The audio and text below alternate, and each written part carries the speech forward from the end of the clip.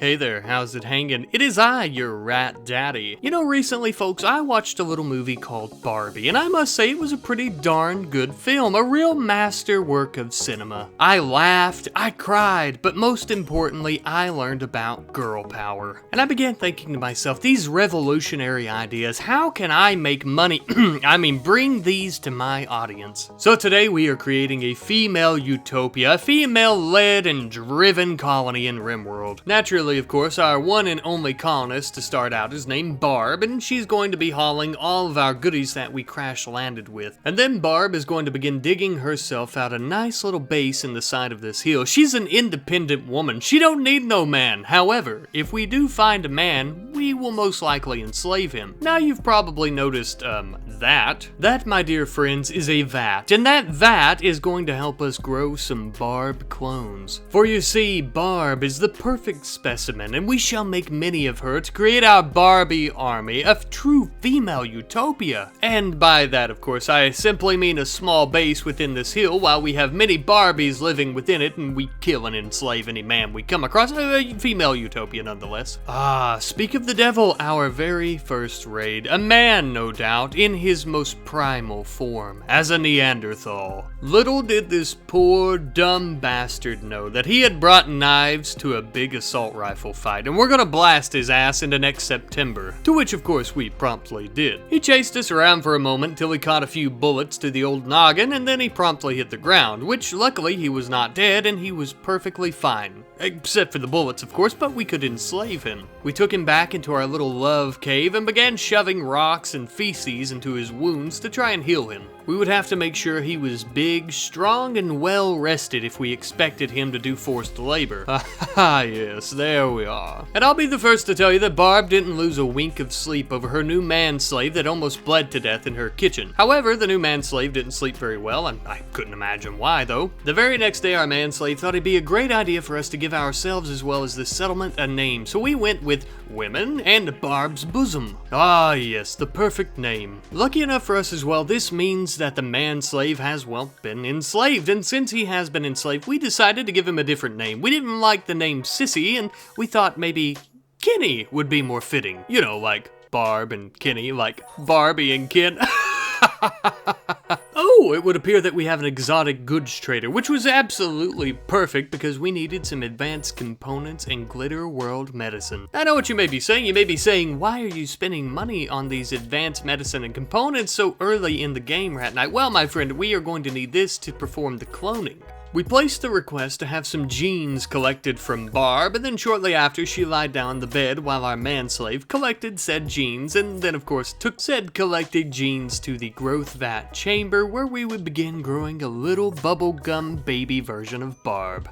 Aww, isn't it gross? Regardless of how disgusting it looks though, it is eventually going to grow into a raging piece of girl power just as Barb, a true warrior. However, these little critters take a really long time to grow, so we began building some growth vat accelerators around it. And just as well, once we had completed those, I decided that we should probably at least try and start out with 2 clones, so we built another growth vat chamber, and then of course filled it with Barb's DNA. Now of course, as I previously mentioned, these babies are going to take an extremely long time to grow. Even with our growth accelerators, it took quite a while, unfortunately, and I'm very impatient, but at least you guys don't have to deal with that because of the movie magic. And 1, 2, 3, and just like that, we have 2 fully grown Barb clones. And she looks pretty happy with her new sisters, or children, or maybe we'll just call them subordinates. However, her 2 new subordinates are butt-ass naked, and we could try to make ourselves some clothes and armor, but I'd much rather pillage some places and just take it. Yes, because I feel like our Barbies would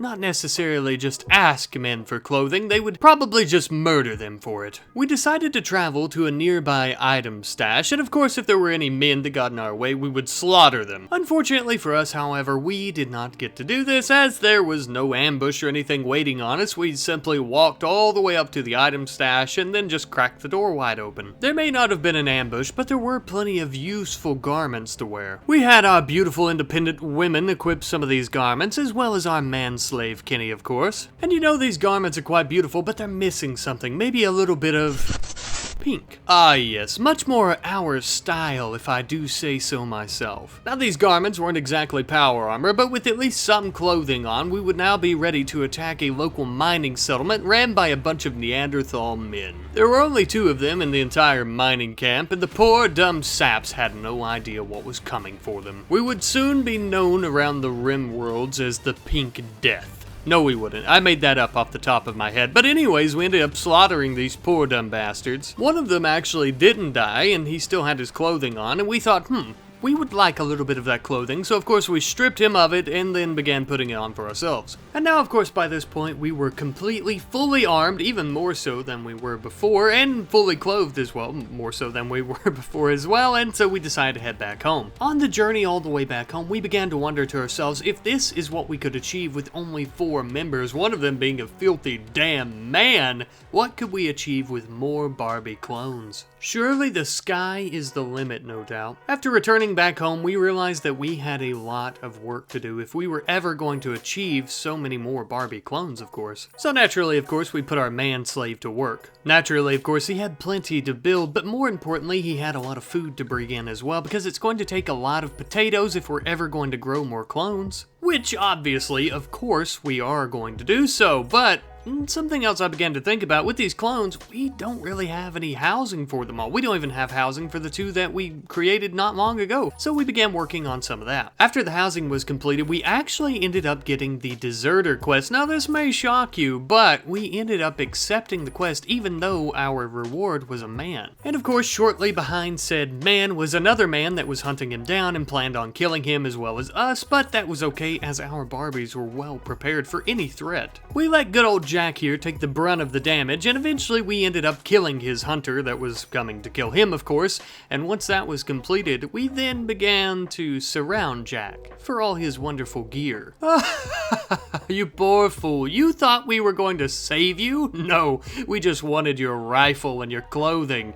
Drop 'em. Well, it turned out that his rifle was actually bio-coded to him, so we didn't really give a shit about that, and we ended up banishing him away from Barbie's bosom. But look at all this sweet-ass new gear. New clothing, a shotgun, a rifle, and a charge rifle. Damn, we are pimpin'! But regardless of how sweet-ass, fresh, and pimpin' we are right now, we need more Barbies if we're ever going to start taking over this man's world and taking down the darn patriarchy. Sorry, I'm just repeating words I heard in the movie. Anyhow, though, we do need to work on more clones, which is going to take quite a bit of time. It's worth mentioning that these clones took more than quite a bit of time. They took a lot of time, and I got bored of creating clones up until the point that I just thought we'd go ahead and attack a base with what we had. Now, of course, with that being said, a lot has happened, so not only do we have more clones, but we also have some fairly well-equipped clones as well. So in total, of course, counting our leader Barb, we actually have 8 Barbies and 1 Ken still. And the time had finally come. Finally, it was time for Barb to lead us in our revolution against the Neanderthals. And of course, so she would. We quickly left our base and began charging towards the nearest Neanderthal settlement. Tell those damn dirty Neanderthals we're coming. Barbie is coming, and hell is coming with her. It didn't take us long to arrive at the Neanderthal settlement. It was nothing more than what you would expect. Simply garbage.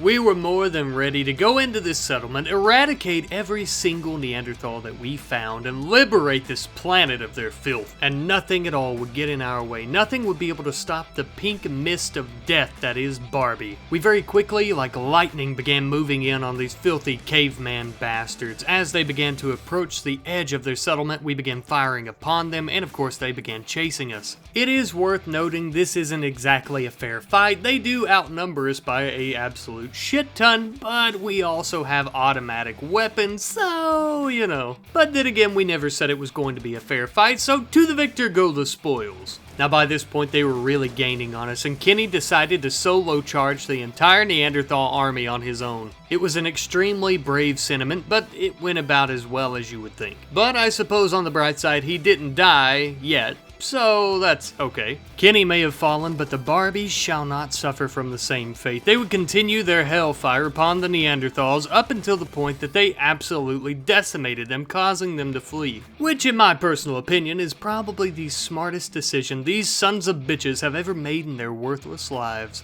And after the dust had settled, the Neanderthals had fled and the blood lay cold on the ground. Kenny was still laying there, alive somehow. And I believe that it was at this point that I and all the Barbies realized that Ken wasn't useless. I mean, sure, he kinda sucked, but Ken was Ken. He was an individual. He was his own person, and he was important. But you know what? What if Barbie was more than just some perfect plastic doll? What if she were an individual? What if Barbie were the friends we made along the way? Wait, that doesn't make any sense.